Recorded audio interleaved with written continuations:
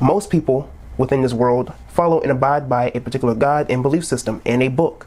Okay, they have to live by that book because that's the only way they can tap into themselves, rather than searching within themselves and having the book be more so of a I wouldn't say a guide, but more so of a dictionary, so that you know what is within you.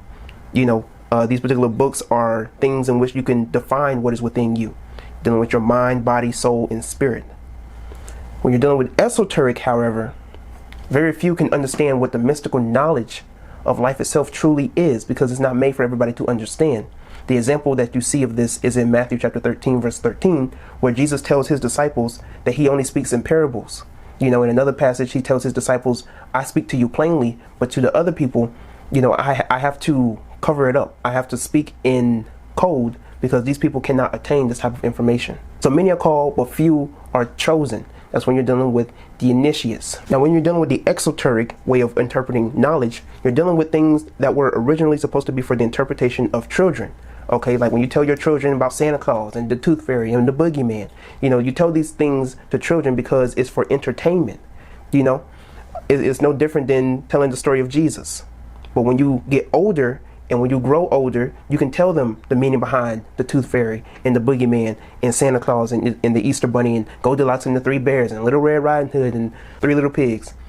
These stories are for you to interpret things in life. There's always a moral lesson behind each of these type of folk tales and fairy tales and so on and so forth.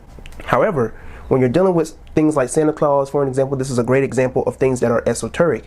When you're dealing with Santa Claus, the story and the movie of it, the story of it in itself is beautiful. Kids are entertained by it. They want to make cookies and a glass of milk for Santa Claus. But you're eventually going to have to tell your children that Santa Claus isn't real.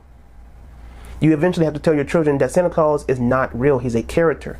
And more so, Santa Claus is a representation of...